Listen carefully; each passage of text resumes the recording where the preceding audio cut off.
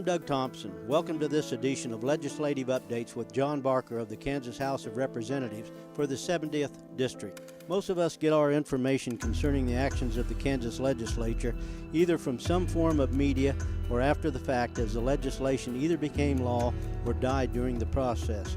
Representative John Barker has graciously agreed to take time from his schedule to update pending legislation as the bills are moving through committee to consideration by the House of Representatives.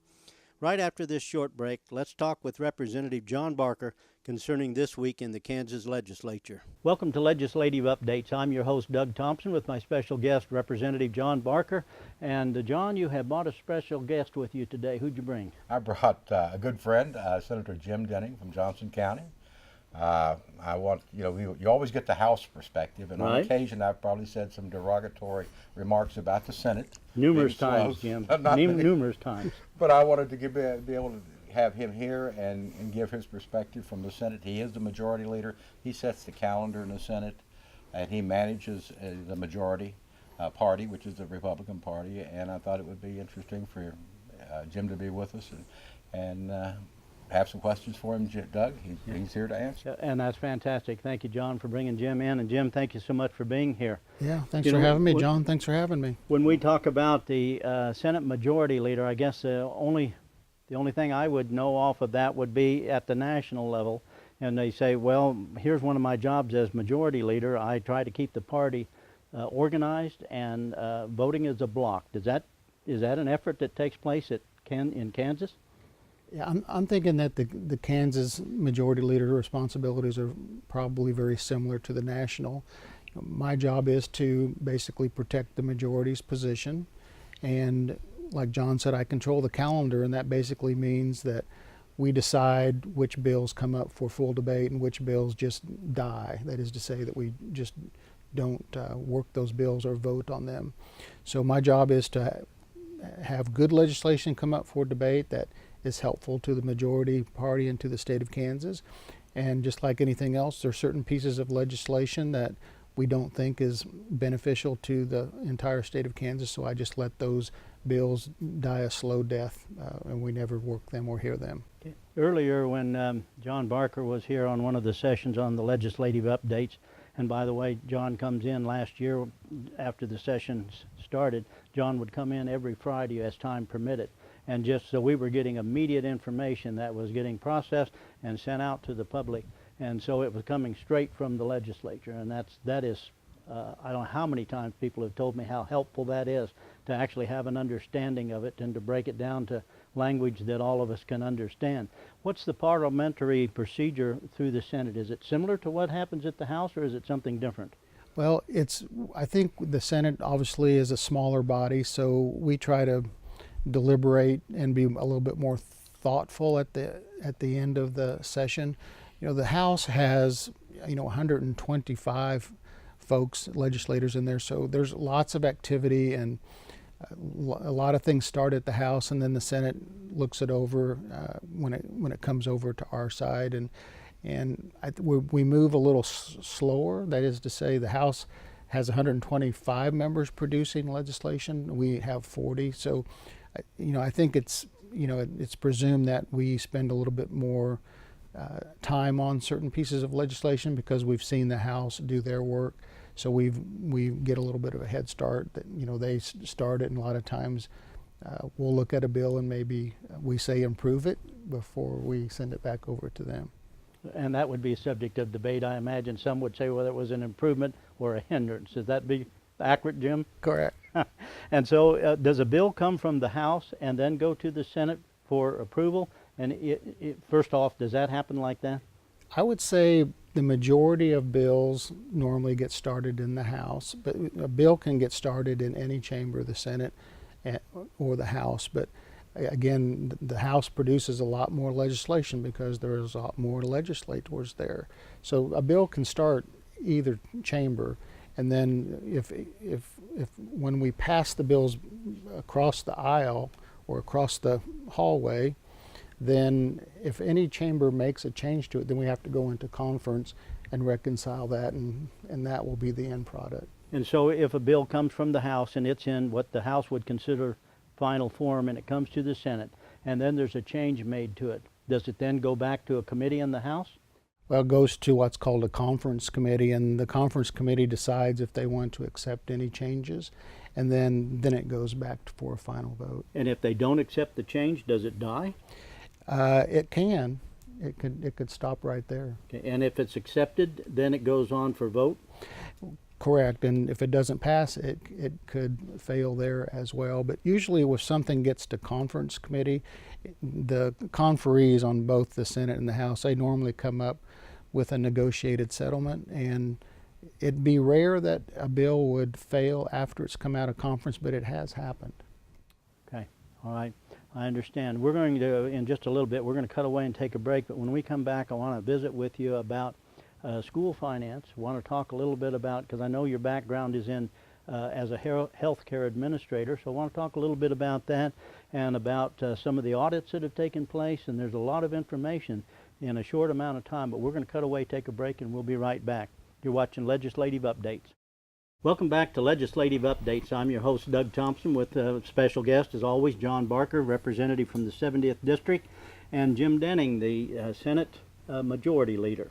And you're from the 8th District, and that would be the Overland Park area? Yes, Overland Park in Johnson County. Okay, and you've been Senate Majority Leader for how long? I just finished my first year as Majority Leader. Okay, you like it? I do. It's a lot of responsibility, isn't it? It is, but I'm glad I'm in that spot, and I enjoy that kind of work. I'm glad you're in that spot too. I want to talk a little bit about school financing and school financing prior to the changes that's happened right now. What was the economy of the state of Kansas prior to that time? Yeah, I'll talk about the economy and the budget a little bit, and then I'll move into school finance. You know, in 2012, I think everybody remembers we had a very large tax cut, and it was probably, on looking back, it was probably a little bit too deep and a little bit too aggressive. So last year we ended up reversing some of that tax cut, and we increased taxes.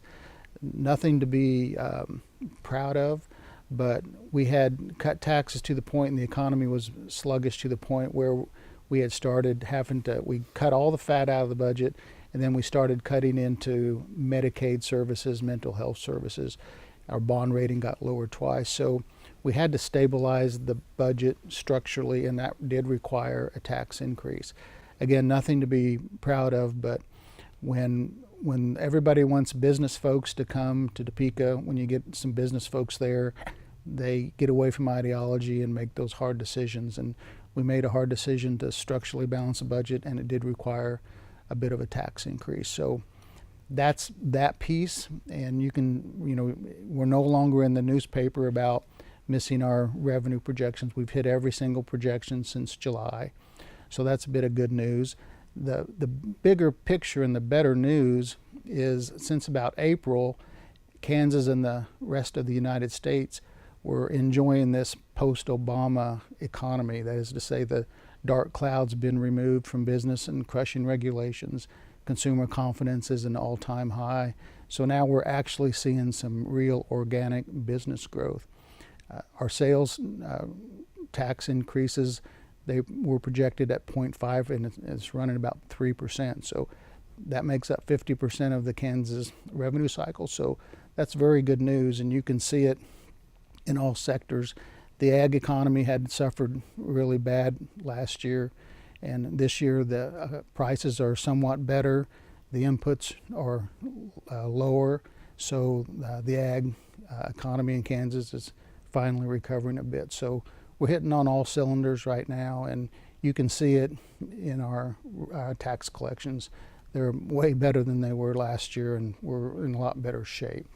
Okay, is that what you would anticipate happening at the national level now? Because as we're here today, I just heard on the news that the tax bill had passed at the federal level. Would you anticipate that'll have a positive effect in Kansas? Yeah, it certainly will. We started seeing the economic activity pick up last April and May, and it certainly continues and increases every month. This month we're getting ready to close it. You know, it's at the end of December, and we'll see another increase in all business activity when we close the month out. And then as the tax cuts kick in January, those will be really good for the consumer. And I think you'll see another robust year in 18, just like we have seen in 17. Have you seen drops in unemployment, I should say, across Kansas? Sure, the unemployment rate's very low in Kansas. It's hard to find workers, just like it was in 2008. We're experiencing that same low unemployment. So there's lots of demand for good workers, and it's hard to hire good workers. So that's a sign that unemployment's very low. Everybody's got a job that wants a job right now. Yeah. So what does school finance do to it now that the Supreme Court has taken and made the decisions that they have? Yeah, that remains a black cloud, and I think it'll have to get resolved next year. Obviously, the plaintiffs' attorneys for the schools have been suing us for 20 years. We had a change in the Constitution in 1966, so it's been 51 years ago. And since we made that change, we've been in litigation for 20 years. And I think next year, the courts and the plaintiffs and the legislature somehow are going to have to finally solve this thing. It's starting to affect our ability to govern. We have this big black cloud over us every year that if we don't give schools enough money, that the Supreme Court will end up closing our schools, and obviously that's unacceptable and terrible for children. But just to put it into perspective, when we passed the constitutional change in 1966, there was a word put in the Constitution, and the word was suitable. And it's the legislator's responsibility to create a suitable education for all Kansas students. So that word is part of the Constitution, and this is what the plaintiffs' attorneys sue about. They say suitable means that we're not putting enough money in. So to put it into perspective, this is the word that we're being sued over. On the left-hand side of the screen is the one of the original court filings, and it's about 28 pages long. And then on the left side of the screen is the latest court filing. You can see over 20 years it's grown quite a bit, and the attorneys that represent the plaintiffs that represent some of the schools that are suing us, Wichita, Kansas City, Kansas, Hutchinson, and Dodge City, are the four schools that the plaintiff represents. But this documents, the schools have paid those plaintiff attorneys $7 million. So you can see how the litigation's all growing over that word, one word, suitable. Well, last year, of course, John, how much did the legislature put into school financing? Well, we put an additional couple $100 million, followed by another $100 million. We're looking at about 60% of our budget going out of the state general fund, going into education. But we have had litigation, and I remember the first case we had back in the 80s over the one word. And until we get that resolved, we're going to continue to do that. Well, how do you know, I guess from this standpoint here, the average person, how much do you know, how do you know how much you have to put in when the standard is just suitable? It's changed over the years, too. What is suitable by the 20 years ago when the Supreme Court rendered a decision to now, of course, they're using the Rose standards. And the Rose standards came out of Kentucky. But litigation, you talked about $7 million, Jim, going to the plaintiff's attorney. What did it cost the state, though, to defend those lawsuits? That's probably another $7 million. Could be. That could have went into education. But it's only 4 or 5 school districts that are doing this. Of course, other school districts are going to benefit. I don't know what the solution is, but we need to stop the litigation. Yeah. Whether it's changing the word back to something or having some other person or agency define what suitable is. Okay. We're going to cut away and take a break. You're watching Legislative Updates. Welcome back to Legislative Updates. I'm your host, Doug Thompson, with, as always, my special guest, Representative John Barker, and special guest today, Jim Denning from the State Senate. And Jim, before we cut away on break, or perhaps while we were on break, we were talking a little bit about a couple of statements that were made by, was it the attorney that's handling the case for the plaintiffs in the school finance litigation? Right. The plaintiff's attorney, his name is Alan Roop, and he made a couple of statements in the press on December 15th. And we were talking about that we, as a state, we need to get this school finance thing settled once and for all, so the black cloud will be removed and we can get back to governing. He's indicated that after the $300 million we gave schools last year, that he wants another $600 million in addition to the $300 million. And he was asked about certain funding mechanisms of the $600 million, and his quote in the Kansas City Star newspaper was, he wants the $600 million if the state can afford it or not. So that's his position on that. And then we went on to say that if the committee had some hearings, and it would take an 18% cut across all the agencies, that being children's Medicaid, public safety, mental health, would all have to take an 18% cut to fund that $600 million. And his response to that is that all the other agencies will just have to suffer because he wants his $600 million. So that kind of sets the tone, and that's why we need to solve this school financing this year, so we can get back to governing and make sure our schools stay open, teachers get paid well, kids get taught well, and we can take care of that and get back to business. And Jim, you're like me. No one wants to close schools. Only the Supreme Court wants to close schools. I mean, 3 of the justices would have closed schools when they rendered their last decision. And that's what they said in their dissent. But, you know, the legislature is going to do everything, both the Senate and the House, to keep schools from closing. And we have, you know, certain statutes that were created in 2005, and I think I mentioned those the last time, that says that is not one of the remedies for school finance, is that the court cannot close schools. Now, of course, I read a report from Halvers yesterday where that was raised, and of course it was mentioned that, well, the Supreme Court could just also declare that unconstitutional and do what they want. That would be highly unusual, but they've done a few things lately that were highly unusual. But I just want to emphasize to the public, there's not a legislator in Topeka, in the Senate or the House, that wants to close schools. We do not want schools closed. We've done everything in our power. We've spent more money than we have, in fact. And now some attorney is going to say we want $600 million and go ahead and cut 18% across all the other items on our budget so that he can get his. Of course, I'm going to be cynical for just a second. What percentage of the $600 million is he going to get? But hopefully we don't get to that, and we just need to be able to work. And I know in January, when we all come back on the 8th, you're going to be a busy man. My post audit is going to be busy, and along with my Fed and State that I chair, and the senator and I have been able to work this past year over on on other issues. He knows the numbers.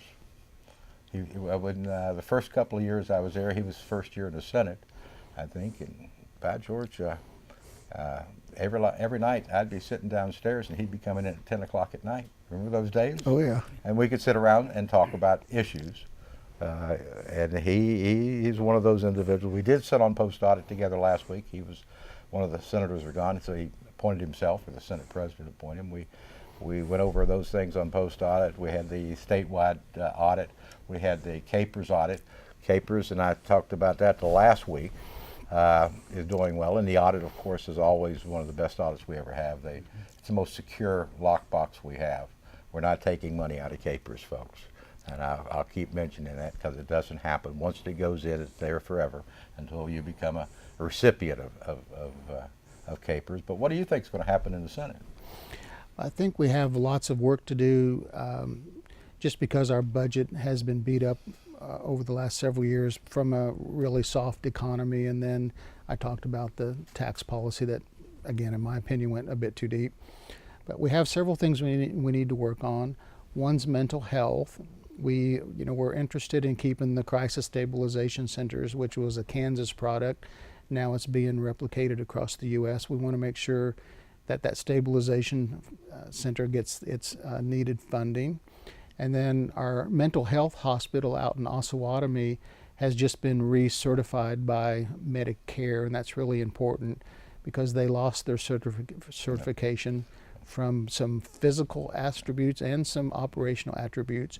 And that'll once they start billing Medicare, that'll save us $1 million a month. Yeah, $1 million a month. That's a lot. And also, we did the lottery last year, and the governor didn't sign it, but we had put money in there for mental health, and I would like to see that come back again. And I think we're going to bring it out of Fed and State in the House again.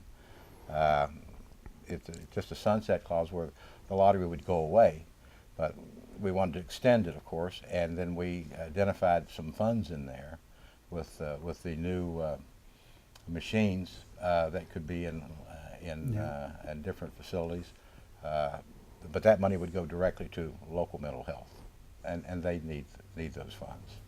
Good, good. All right, it's a good time for us to cut away and take a break. We'll be right back. You're watching Legislative Updates. Welcome back to Legislative Updates. John, where do you want to go from here? Well, we've only got about a minute left. I just want to, April and I want to wish everybody that's watching the show, and those that are not, hopefully you are, a very Merry Christmas and a safe and productive New Year. I want to thank Jim for being here. In fact, a little later we're going to go to dinner together out at the farmhouse with his lovely wife and my wife. Thank you. But the holiday season is upon us, and Doug, a Merry Christmas to you too. Thank you so much, and it's always a pleasure to have Representative Barker come back because he brings the information straight from the legislature. And Jim, thank you so much. Going to be anxious to see how this goes this year. I feel very confident with what you're doing, being Senate Majority Leader, and it's fantastic. I hope you've enjoyed watching Legislative Updates with John Barker and Jim Denning. Till next time, I'm Doug Thompson. We'll see you then. Hope you have enjoyed this segment of Legislative Updates with John Barker. I'm Doug Thompson with special guest John Barker. Tune in next time for another Legislative Update. Thanks for watching.